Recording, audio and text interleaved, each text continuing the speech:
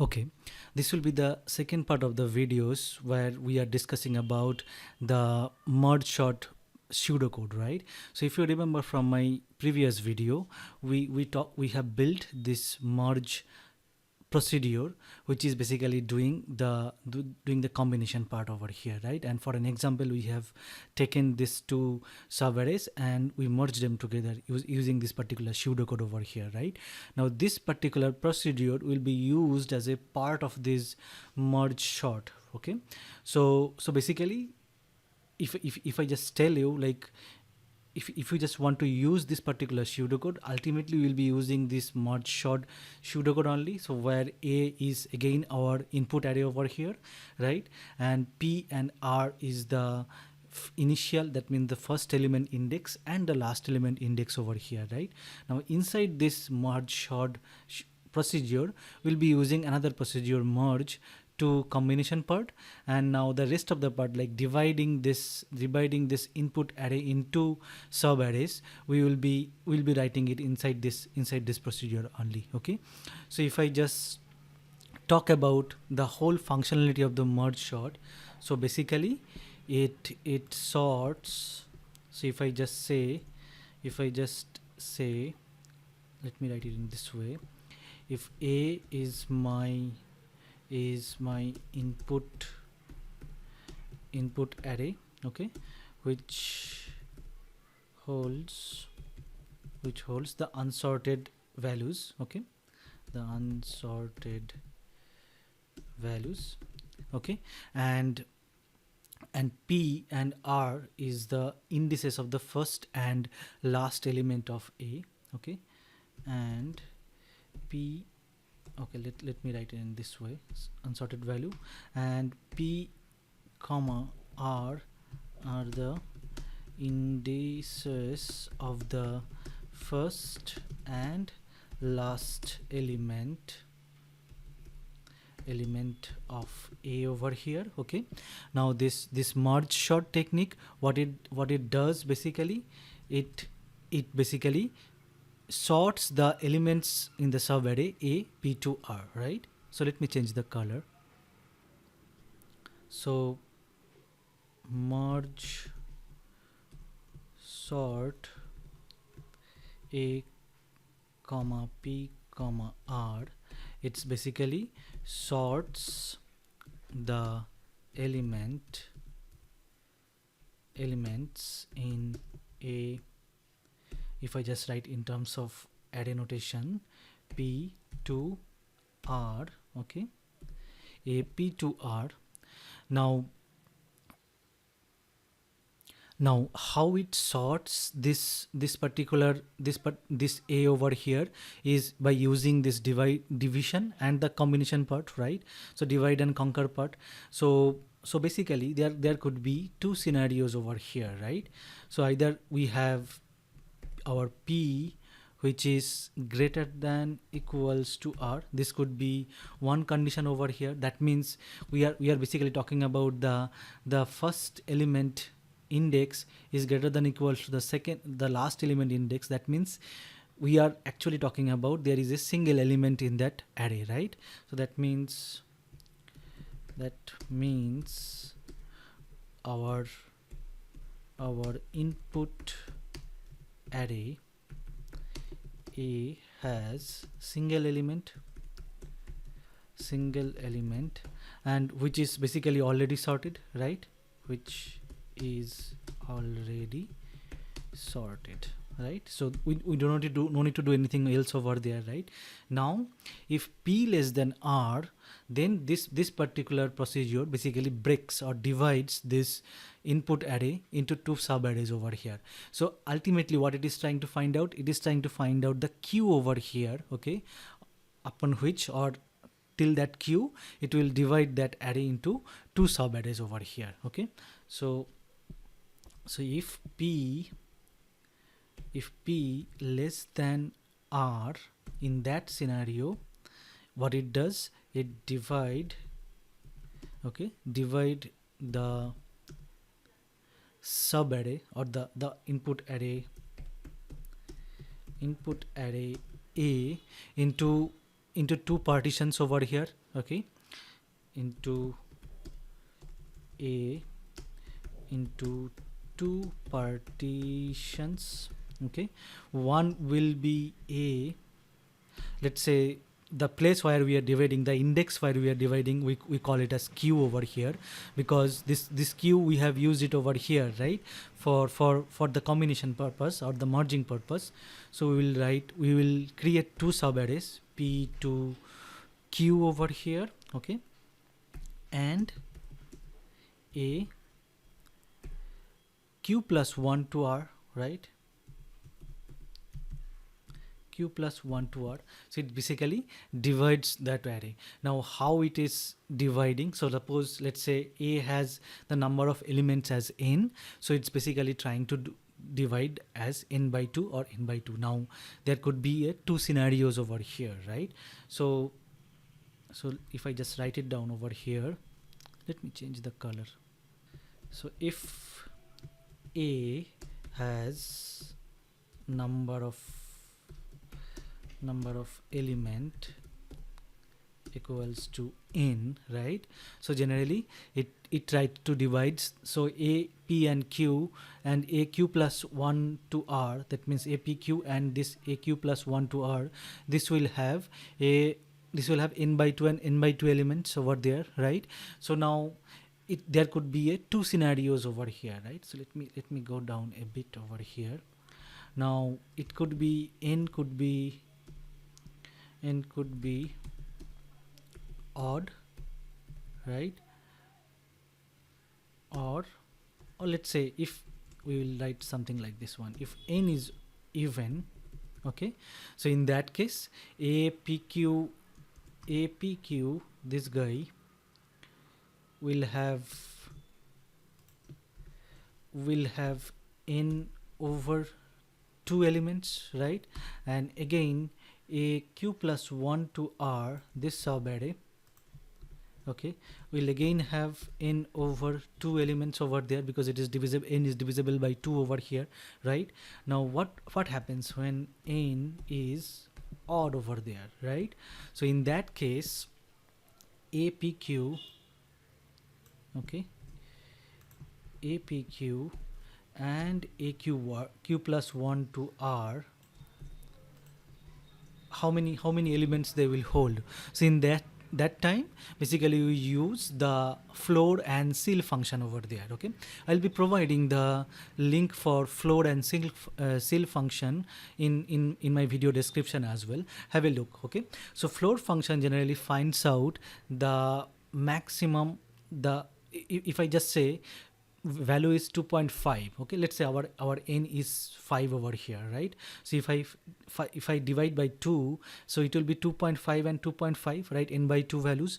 Now in that case it will take the largest integer, which is basically less than 2.5, which is nothing but 2 over here, right? Again q plus 1 r will be the smallest integer, which is basically close to 2.5 and which is greater than 2.5, okay, which is nothing but 3 over here, right? So if I just write it down over here, so the ap to q will be the floor value of n by 2, okay. Let me get that floor over here, okay. So n over 2, so the floor value of n over 2 over here, that means the largest integer which is less than this particular value, okay, whatever fraction is coming up, and the largest one, okay. That means if 2.5 is coming, it will be 2, okay, 2.3 is coming, it will be 2, and for q plus 1 to r it will be the ceil value, right? So this is how we present the ceil function over here, right? n over 2 over here. That means if I have an array of 5 integers over there, right, or 5 elements over there, so apq will be the 2 values, 2 elements, and aq plus 1 to r will hold the 3 elements over there, because n over 2 is 2.5 and the ceil value of n over 2 is the smallest integer, which is greater than 2.5, okay, will be 3 over there, right? So this is how it will divide, right, between this one, and it will continuously divide this one until and unless we are we are reaching this kind of scenarios over here, right? So if you see, like, it first divides between these two, as we have 8 elements over here, that's why it has taken first 4 into one sub array, and second 4 into another sub array. It again divides 5 to 4 7 into 5 2 and 4 7 by using the same method over there, right? 1 3 2 6 as 1 3 and 2 6. It again divides 5 and 2 with 5 and 2, right? We are reaching a level where we have a single element in our array. That means it is already sorted. That means we are basically trying to find out because this merge sort always assumes that these two guys will be always in sorted order. That's why until and unless we are getting a sorted array, we are basically dividing over here, right? Blindly we are dividing over here. So similarly 4 7 will be divided in similar way. I have not shown it in my picture because it will be in similar structure over here, right? So that is what we are going to do it over here as well, right? So if I just write the pseudocode over here now, so what will be the pseudocode now? The pseudocode for merge sort will be, so I'll just write it down because this is the starting of the pseudocode. I just explain what it will be doing over here. Pseudocode. Okay, so the pseudocode will be, only we need to handle one scenario. If our, okay, let me change the color over here. If, right, our p is less than r, right, because we are talking about an input array with more than one elements over there, right? So what we'll do, we'll say we will try to determine a index of an element where we will be breaking that array or subdividing that array into two different arrays over there, right? Two sub arrays over there. That means we are basically finding the value of q over here, which will be nothing but the floor of p plus r by 2. Floor of p plus r over 2 over there, right? That means we are basically adding this first index and the last index, and we are dividing by 2 over here, right? Similar concept whatever I have discussed over here, like how we are dividing this whole array, right? So then what we'll do, then we will basically, so once we find a q over there, right? So we will basically call this merge sort again, right? merge merge sort. Now this time we will call with our input array, that a, okay, with p comma q over here. That means basically whenever we found, so if I just give you an example over here, whenever we found this guy over here, again we are calling this merge sort to break it down further, right? So this time we will be giving this input array, this one, okay, and what array we are passing over here, 5 to 4 7. That means our input array, and from which index to which index, our p to q over here, right? This q only we are finding by this floor function over here. So basically we are dividing this again. So this is the first part. Again we are going to call for the second part as well, right? A q plus 1 to r over here, right? So that means for each and after dividing this particular input array into two sub arrays, we are again calling this merge sort procedure to further break it down. That's why we are calling this procedure again. So this is called recursion over here. A function is calling itself, a procedure is calling itself over here, okay? Now whenever we reach that stage where our inputs arrays are having single element over there, right? Then our merge technique will come into picture. We will merge them together, right? So we will call our this guy over here a pqr, okay? So let me write it down over here. So we'll call merge, okay, the one we have developed it over here, a comma p comma q comma r, right? So that means if you see, this is a recursion, right? So whenever I'll be getting this 5 and 2, I cannot break it further, because that time this p will not be less than r over there, right? It will be greater than equals to r, right? So that means it is already sorted. So that time it will call this merge procedure over there. Okay, now let us try to see it, why this particular code or pseudocode makes sense over there. Okay, so for that, what we'll do is we will try to see using a very good examples over here. Okay, now what we'll do is we will try to create a table over here. Okay, so let me try to create a table.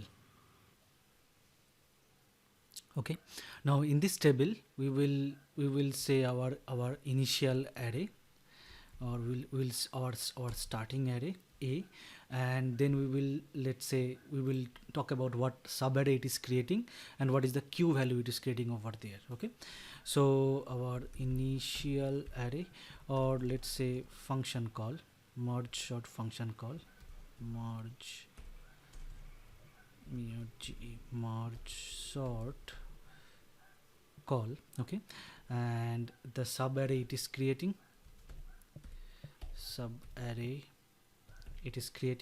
and the q value it is creating over here. Okay, the q value it is creating over here.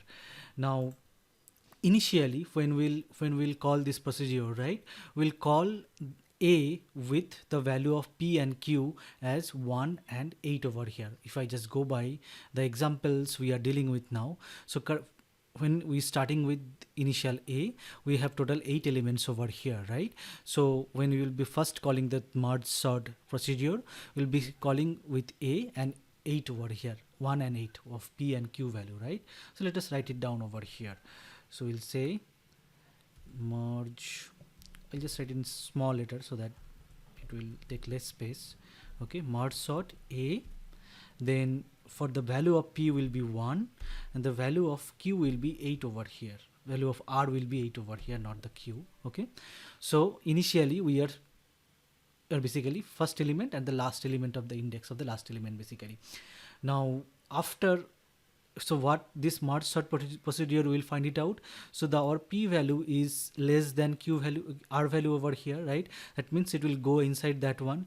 It will define the Q value using this floor function as 4 over here, right? 8 over 2, that means 4 over here. So that means it will divide 4 elements over there, right? So that means the subarray it will be creating is these two guys, 5247 and 1326, right? So let us write it down over here. So 5 to 5 comma 2 comma 4 comma 7, right? This is one subarray, and another subarray will be 1326 over here, right? So let us write it down again. 1 comma 3 comma 2 comma 6 over here, right?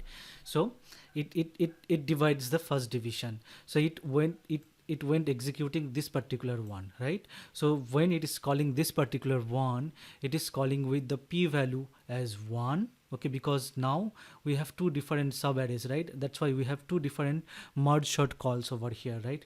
For the first subarray, it is going to execute this line of code. For the second subarray 1326, it is going to execute the second line of code over here, right? So let us write it down. So it will be calling two merge sort. Okay, so first I'll just copy this one.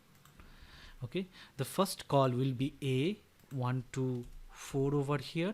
The second call will be, if I just paste it over here, 5 to 8 over there, right? For these two guys over there. Now for each and every call, it is again going inside because it is again calling itself. That means again it is going to evaluate this particular conditions. So for both of these guys, P is less than R over here. That means again it is trying to find the Q over here, right? So for the first one, it will find the Q as 2 again, because it is going to divide the 2 over here, right? 4 plus 1 by 2, and the floor function is 2. Basically, like whatever logic we have discussed it over here, right? This two combination part, we can simply write this one.